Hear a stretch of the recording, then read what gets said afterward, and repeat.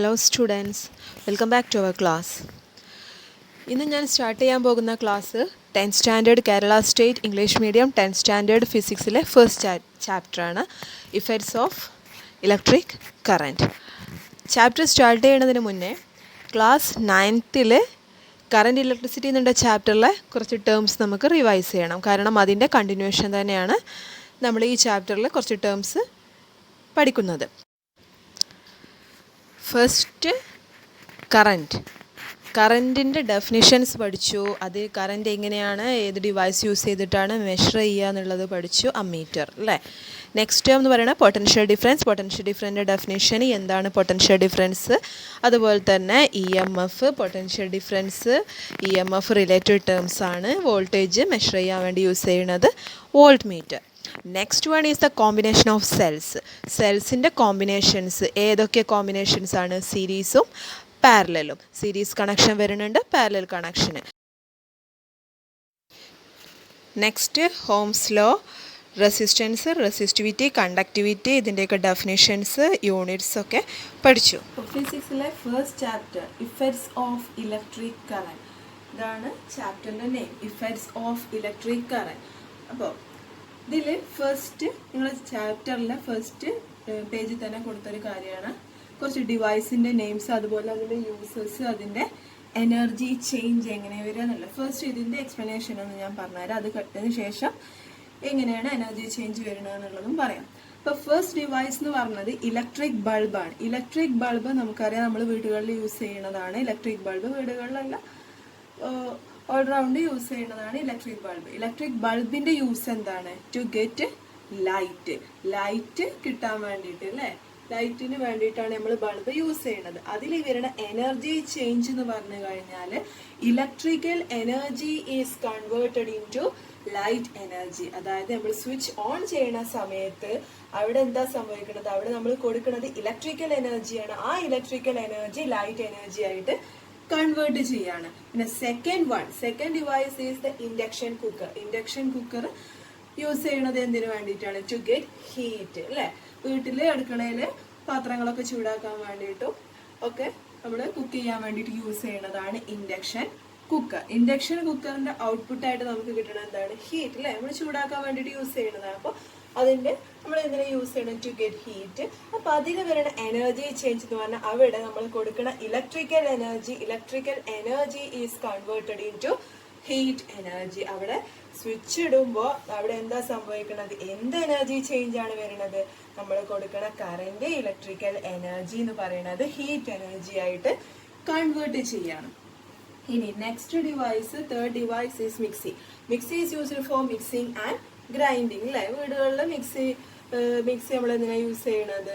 Mixing ചെയ്യാനും അതേപോലെ തന്നെ ഗ്രൈൻഡ് ചെയ്തെടുക്കാനൊക്കെയാണ് യൂസ് ചെയ്യുന്നത്. അവിടെ എന്താ സംഭവിക്കുന്നത്? Electrical energy is converted in to mechanical energy. അവിടെ ഹീറ്റ് എനർജിയോ ലൈറ്റ് എനർജിയോ ഒന്നും അല്ല മിക്സിയിൽ നമുക്ക് കിട്ടുന്നത്, അതിന്റെ ഔട്ട്പുട്ട് ആയിട്ട് കിട്ടുന്നത് മെക്കാനിക്കൽ എനർജിയാണ്. അപ്പൊ ഇത് എന്തിനാ ഇവിടെ എക്സ്പ്ലെയിൻ ചെയ്യണമെന്ന് വെച്ച് കഴിഞ്ഞാൽ നമ്മളിവിടെ പഠിക്കാൻ പോണ എനർജി ചേഞ്ചിന്റെ കാര്യമാണ്.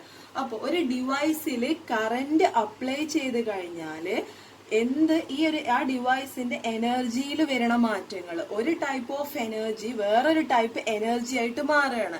അതായത് എനർജി ചേഞ്ച്. അപ്പൊ ഈ മൂന്നെണ്ണത്തിന്റെ കേസിൽ ഫസ്റ്റില് ബൾബിന്റെ കേസിൽ electrical energy is converted in to light energy, and induction കുക്കറിന്റെ കേസിൽ electrical energy is converted in to heat energy, and the case of mixie electrical energy is converted in to mechanical energy. അപ്പം ഇതിൽ നമ്മൾ പഠിക്കുന്നത് എന്താണ്? മുമ്പ് ചെറിയ ക്ലാസ്സുകളിൽ നമ്മൾ പഠിക്കുന്ന ഒരു കാര്യമാണ് എനർജി കൺസർവേഷൻ. എന്താണ് എനർജി കൺസർവേഷൻ? അല്ലെങ്കിൽ conservation of energy.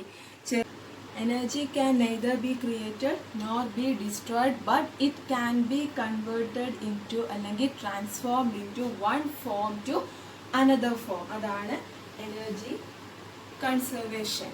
Electrical energy can be transformed into different forms of energy. അപ്പോൾ 3 ഡിവൈസിന്റെ കേസിൽ നമ്മൾ പറഞ്ഞത് ഏതൊക്കെയാണ്? ബൾബ്, ഇൻഡക്ഷൻ കുക്കർ, അതുപോലെ തന്നെ മിക്സി.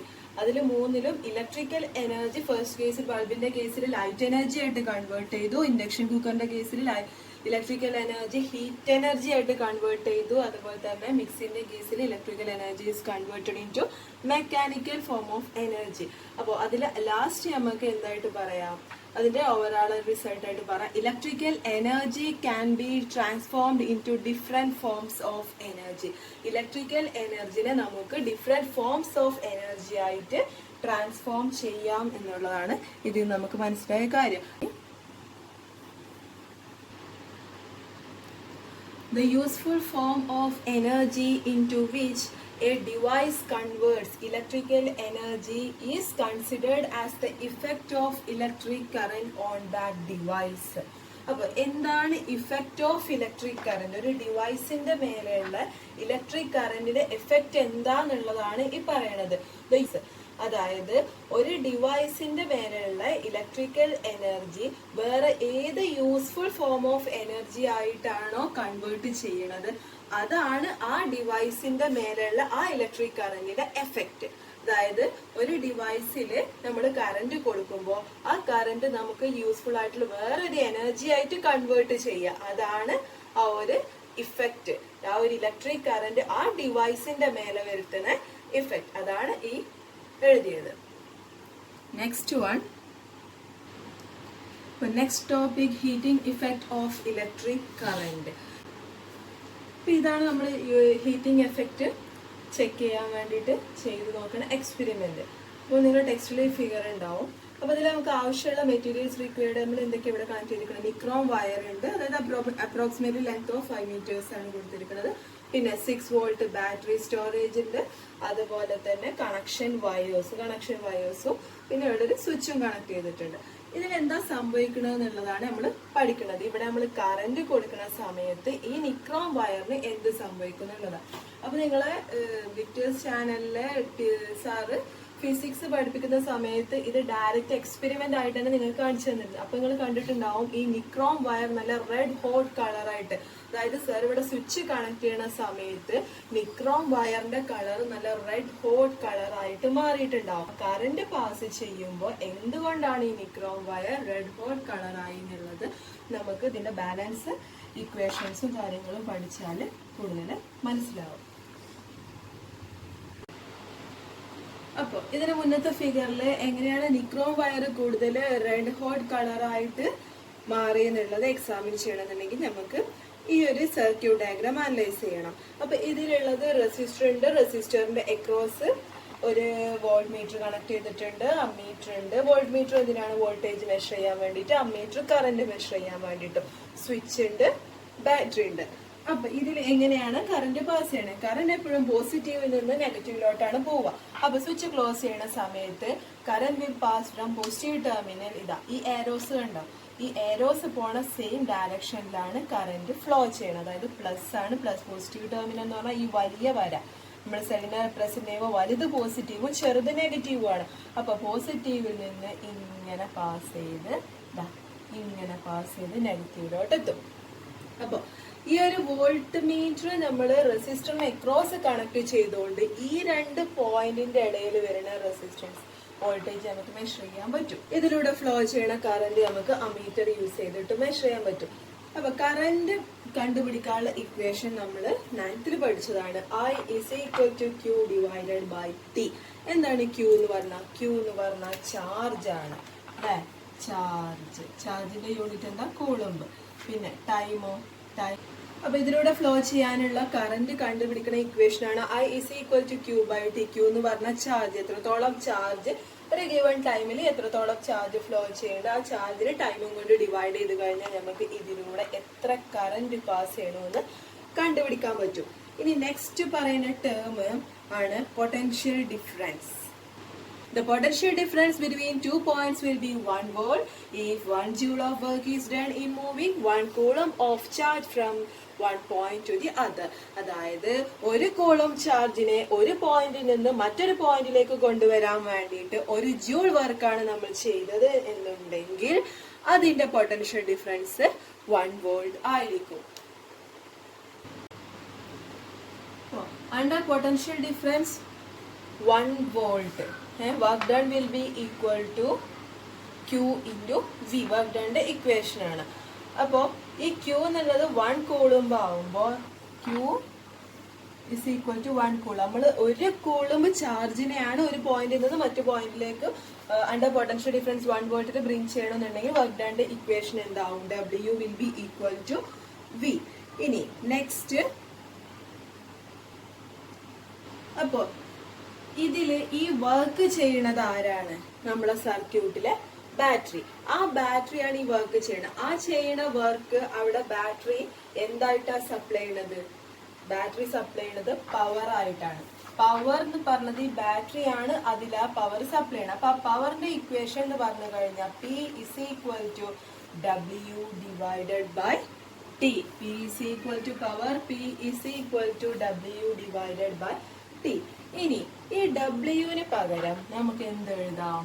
W എന്ന് പറഞ്ഞു കഴിഞ്ഞാൽ Q into V divided by T എന്ന് എഴുതാൻ പറ്റും അല്ലെ? P is equal to W by T. W in case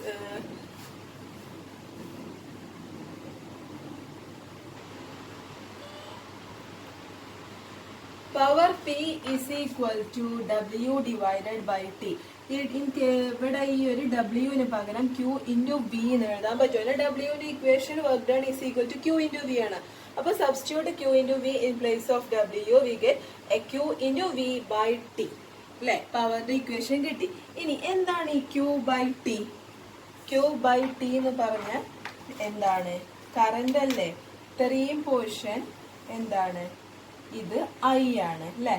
ഇത് I ആണ്. അപ്പൊ ഈ Q ബൈ Tക്ക് പകരം നമുക്ക് എന്ത് എഴുതാം? I ഇൻറ്റു V എന്ന് എഴുതാം. പവർ P അല്ലെങ്കിൽ P is equal to V I എന്ന് എഴുതാൻ പറ്റും. ഇതാണ് നമ്മളെ പവറിന്റെ equation. P is equal to V into I. പവറിന്റെ equation P is equal to V I. അപ്പൊ ഈ സപ്ലൈ ചെയ്തിരിക്കുന്ന എനർജി, പവറായിട്ട് സപ്ലൈ ചെയ്യണ ഈ ഒരു എനർജി ഒരു T സെക്കൻഡിലാണ് സപ്ലൈ ചെയ്യണമെന്നുണ്ടെങ്കിൽ നമുക്ക് രണ്ട് സൈഡിലും T ഇങ്ങോട്ട് ഇൻറ്റു ചെയ്യാം. P into T is equal to V I into T. Pt will be equal to V I T. ഈ VIT എന്ന് പറഞ്ഞത് എന്താണ്? ഒരു T സെക്കൻഡില് സപ്ലൈ ചെയ്യണ പവർ അല്ലെ? അപ്പൊ ഈ PT എന്ന് പറഞ്ഞ ആ പവർ ആണ് വീണ്ടും എന്തായിട്ട് മാറണത്? ആ സപ്ലൈ ചെയ്യണ പവർ ആണ് ഹീറ്റ് ആയിട്ട് മാറണത്. അപ്പൊ ഇതിന് പകരം നമ്മൾ വീണ്ടും എന്ത് എഴുതും? ഹീറ്റ് അല്ലെ? ഹീറ്റിന്റെ notation H is equal to V into I into T എന്ന് എഴുതും. H is equal to heat supplied is equal to V into IT. അതില് V എന്ന് പറഞ്ഞത് ഹോംസ് ലോ പ്രകാരം V എന്ന് പറഞ്ഞാൽ എന്താണ്? ഈ Vക്ക് പകരം നമുക്ക് എന്ത് എഴുതാം? IR അല്ലെ? According to Ohm's law V is equal to IR അല്ലേ? നമ്മൾ പഠിച്ചത് 9th പഠിച്ചതല്ലേ? V is equal to IR. അപ്പൊ H is equal to IR into I into T എന്ന് വരും. അപ്പൊ H is equal to Vക്ക് പകരം IR എന്ന് എഴുതി കൊടുക്കുക. ബാക്കി ഇവിടെ ഒരു I ഉണ്ട്, വീണ്ടും ഒരു T ഉണ്ട്. H is equal to I into I square. പിന്നെ ബാക്കി അവിടെ ആരുണ്ട്? R into T. H is equal to I square RT എന്നാണ് നമ്മുടെ ഫൈനൽ ഹീറ്റിന്റെ ഇക്വേഷൻ. അപ്പോ ഈ പ്രോസസ്സിനെയാണ് ജൂൾസ് ഹീറ്റിംഗ് അല്ലെങ്കിൽ ഹോമിക് ഹീറ്റിംഗ് എന്ന് വിളിക്കുന്നത്. എന്താണ് ജൂൾസ് ഹീറ്റിംഗ് അല്ലെങ്കിൽ ohmic? Joule heating or ohmic heating. അതായത് കറന്റ് പാസ് ചെയ്യണ സമയത്ത് ഒരു സർക്യൂട്ടില് കറന്റ് പാസ് ചെയ്യണ സമയത്ത് അവിടെ ഹീറ്റ് ഡെവലപ്ഡ് ആവുന്ന ആ ഒരു പ്രോസസ്, അതാണ് ജൂൾസ് ഹീറ്റിംഗ് അല്ലെങ്കിൽ ഹോമിക് ഹീറ്റിംഗ്. അതിന്റെ equation H is equal to I square RT. അപ്പൊ ഇതിൽ നിന്ന് നമുക്ക് മനസ്സിലാക്കാം എന്തുകൊണ്ടാണ് നമ്മൾ മുമ്പത്തെ സർക്യൂട്ടിൽ നിക്രോം വയർ യൂസ് ചെയ്യുന്ന സർക്യൂട്ടില് കറന്റ് പാസ് ചെയ്തപ്പോൾ എന്തുകൊണ്ടാണ് റെഡ് കളറായി മാറി എന്നുള്ളത് ഈ ഒരു ഇക്വേഷന് മനസ്സിലാക്കാൻ പറ്റും. ഈ ഇക്വേഷൻ പ്രകാരം ഐയും ആറും എന്താണ്? ഇൻവേഴ്സ്ലി പ്രൊപ്പോർഷണൽ ആണ്. ഈ ഇക്വേഷൻ നമുക്ക് മനസ്സിലാക്കാം ഹീറ്റ് എന്തിനൊക്കെ ഡിപ്പെൻഡ് ചെയ്യുന്നുണ്ട്. ഒരു സർക്യൂട്ടിലെ കറന്റ് പാസ് ചെയ്യുന്ന സമയത്ത് അവിടെ പ്രൊഡ്യൂസ് ചെയ്യുന്ന ഹീറ്റ് കറന്റിന്റെ സ്ക്വയറിനെ ഡിപ്പെൻഡ് ചെയ്യുന്നുണ്ട്, റെസിസ്റ്റൻസിനെ ഡിപ്പെൻഡ് ചെയ്യണ്, അതിലൂടെ എത്ര സമയമാണ് ഇത് പാസ് ചെയ്യണമെന്നുള്ളത് ആ ഒരു ടൈമിനെ ഡിപ്പെൻഡ് ചെയ്യുന്നുണ്ട്. Next one is the Joule's law. Joule's law is a very very important topic. Joule's ലോയിൽ എന്താ പറയണത്? ജൂൾസ് ലോയിലെ ഡെഫിനിഷൻ വരുന്നത് the heat generated H in a current carrying conductor is directly proportional to the product of the square of the current in the conductor, the resistance of the conductor and the time of flow of current. അതായത് H is equal to I square RT എന്നുള്ളതാണ് നമുക്ക് equation കിട്ടിയത്. അതായത് ഒരു current pass ചെയ്യുന്ന സമയത്ത് അത് heat ആയിട്ട് മാറണം എന്നുള്ള, പവർ സപ്ലൈ ചെയ്യുമ്പോൾ അത് ഹീറ്റ് ആയിട്ട് മാറുന്ന ഇക്വേഷൻ നമ്മൾ പഠിച്ചത് H is equal to I square RT ആണ്. അപ്പൊ H is proportional to the product അല്ലെ, പ്രൊഡക്റ്റ് അല്ലേ ഇത്. അപ്പോൾ I square RT എന്ന് പറഞ്ഞാൽ square of the current. H എന്തിനോടൊക്കെ പ്രൊപ്പോർഷണൽ ആണ്? H is proportional to the square of the current passing through the conductor. പിന്നെ R എന്ന് പറഞ്ഞത് റെസിസ്റ്റൻസും T എന്ന് പറഞ്ഞത് ടൈമും. ഇതാണ് ജൂൾസ് ലോ. ഇത് വെരി വെരി ഇമ്പോർട്ടൻ്റ് ആയിട്ടൊരു ടോപ്പിക്കാണ്. ഇത് ബേസ് ചെയ്തിട്ട് ക്വസ്റ്റ്യൻസും വരും. ഇഫക്റ്റ് ഓഫ് ഇലക്ട്രിക് കറൻസ് എന്ന് പറഞ്ഞ ഈ ചാപ്റ്ററിലെ first topic heating effect of electric current. അതിൽ വരുന്നത് Joule's law, Joule's heating, H is equal to I square RT എന്നുള്ള ഈ ടോപ്പിക്ക് വരെ ഞാൻ കവർ ചെയ്തിട്ടുണ്ട്. ഇത് ബേസ് ചെയ്തിട്ടുള്ള പ്രോബ്ലംസ് ഞാൻ എൻ്റെ നെക്സ്റ്റ് വീഡിയോയിൽ അപ്ലോഡ് ചെയ്യുന്നതാണ്. എൻ്റെ ഈ ക്ലാസ് എല്ലാവർക്കും മനസ്സിലായെന്ന് വിചാരിക്കുന്നു, യൂസ്ഫുള്ളായെന്ന് വിചാരിക്കുന്നു. നിങ്ങൾക്ക് ഇഷ്ടമായെങ്കിൽ ലൈക്ക് ചെയ്യുക, ഷെയർ ചെയ്യുക, നിങ്ങളുടെ ഫ്രണ്ട്സുമായിട്ടൊക്കെ ഷെയർ ചെയ്യുക, സബ്സ്ക്രൈബ് ചെയ്യുക. ഇതിൻ്റെ കണ്ടിന്യൂഷനായിട്ടുള്ള വീഡിയോസ് അപ്ലോഡ് ചെയ്യുന്ന സമയത്ത് നിങ്ങൾക്ക് നോട്ടിഫിക്കേഷനായിട്ട് ലഭിക്കാൻ വേണ്ടി സബ്സ്ക്രൈബിൻ്റെ കൂടെയുള്ള ബെൽ ബട്ടൺ ക്ലിക്ക് ചെയ്താൽ നിങ്ങൾക്ക് നിങ്ങളുടെ ഫോണിൽ നോട്ടിഫിക്കേഷൻ വരുന്നതാണ്. ബൈ. Thank you.